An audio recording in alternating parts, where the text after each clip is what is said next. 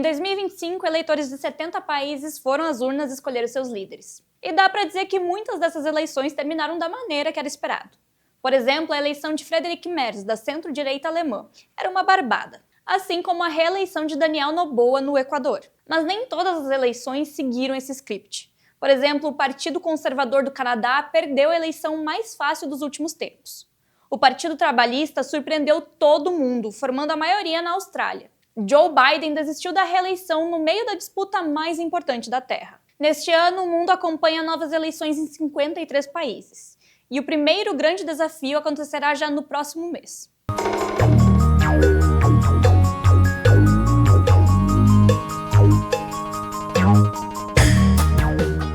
Em Bangladesh, onde moram 170 milhões de pessoas, irão acontecer em fevereiro as primeiras eleições no país, desde que a primeira-ministra Sheikh Hasina foi derrubada em 2024 por protestos populares.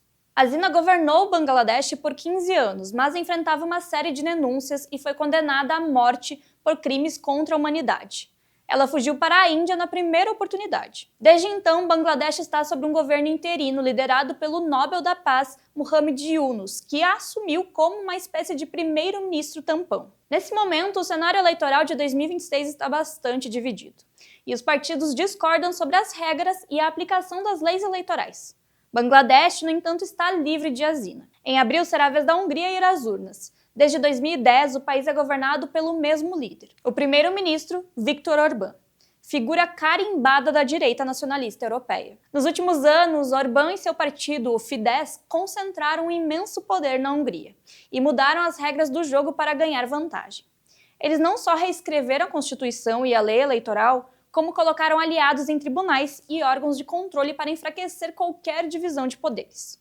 O governo também apertou o cerco contra ONGs, universidades e veículos de imprensa. Essa será a eleição mais disputada que Orbán já enfrentou, e possivelmente a melhor chance de tirá-lo do poder em 16 anos. Nos últimos meses, a oposição húngara ganhou um novo fôlego na figura de Péter Magyar, um ex-aliado de Orbán que rompeu com o governo e lançou um movimento conservador de oposição chamado TISA. Ele é o favorito a virar primeiro-ministro. Mas é importante ficar de olho nas regras do jogo.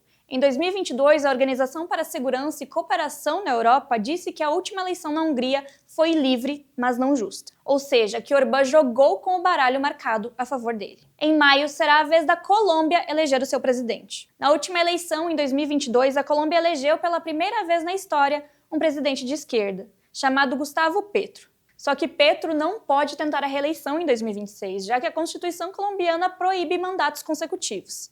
Então nós teremos uma disputa aberta no país. Nesse momento não há um favorito, há dezenas de pré-candidatos e ninguém despontando. Na verdade, mais da metade dos eleitores diz estar indeciso sobre quem votar. Em outubro será a nossa vez de eleger um presidente. Lula deve ser o candidato à reeleição, aos 81 anos. Mas a oposição, até esse momento, parece bastante dividida. Jair Bolsonaro, o principal líder da direita brasileira, está preso e proibido de disputar as eleições até 2030. Nesse momento, há um movimento para emplacar o seu filho Flávio na disputa, mas Tarcísio de Freitas é um nome importante nos holofotes. Até aqui, Lula lidera todos os cenários de intenção de voto contra qualquer adversário. No mesmo mês, haverá uma eleição em Israel para formar um novo parlamento, o que os israelenses chamam de Knesset, e por tabela, um novo governo. Há muitos anos, Israel é governado pelo primeiro-ministro Benjamin Netanyahu, líder do partido de direita Likud. Os principais adversários dele se chamam Yair Lapid, de centro, do partido Yesh Atid, e Benny Gantz, da centro-direita. É importante entender que em Israel nenhum partido governa sozinho. Sempre rola coalizão, então a eleição define quais combinações de partidos são possíveis. Entre 2018 e 2022, Israel teve nada menos que 5 eleições gerais consecutivas sem conseguir formar uma coalizão governista estável. Isso mudou só no fim desse ciclo, quando Netanyahu formou o governo mais à direita da história de Israel. E por fim, nós fecharemos o ano em novembro, com eleições de meio de mandato nos Estados Unidos, o que os americanos chamam de midterms. Nos Estados Unidos, o presidente é eleito a cada 4 anos, mas no meio do mandato há eleições para renovar o Congresso, o que serve como um termômetro da popularidade do presidente, e é capaz de mudar o rumo da segunda metade do seu mandato. Em novembro, os americanos irão às urnas eleger todos os 435 deputados da Câmara dos Representantes e 35 dos 100 senadores, ou seja, 1/3 do Senado. além de diversos governadores e líderes locais. A eleição presidencial é um evento gigante. Mobiliza gente que normalmente não vota, cria um clima de mudança, vende a ideia de um recomeço. O eleitor vota encarando a promessa de dias melhores. A eleição de meio de mandato é bem menos empolgante. Não há bandeira de esperança, as midterms funcionam na prática como um referendo sobre o presidente. Na verdade, quem aparece para votar geralmente sequer é o mesmo público da eleição presidencial. Há menos pessoas participando e são eleitores mais politizados, mais irritados, mais atentos aos problemas do dia a dia, o que costuma favorecer a oposição. Por tudo isso, as midterms tendem a ser um pesadelo para o presidente. E, historicamente, o partido do governo quase sempre perde cadeiras no Congresso. Isso aconteceu com Obama, com Clinton, com Reagan. A única exceção notável foi em 2002 com Bush, e por causa do 11 de setembro. Em 2018, durante o primeiro governo Trump, os republicanos até conseguiram manter o controle do Senado. Mas os democratas conquistaram a Câmara ganhando 41 assentos em relação ao ciclo anterior, a maior virada desde 1974. Agora Trump vem fazendo um governo ainda mais impopular, e a tendência do momento é uma vitória democrata. No fim, 2026 não será apenas mais um ano cheio de eleições, será um ano em que muitas democracias testarão os seus limites.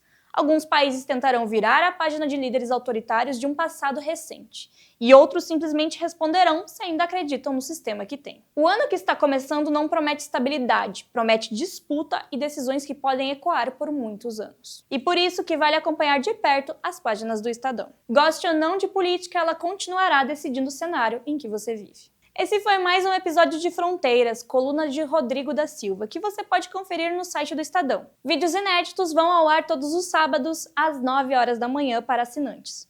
Você também pode ter acesso a conteúdos exclusivos assinando o jornal. Basta apontar a câmera do seu celular para o QR Code que aparece na sua tela. Até mais!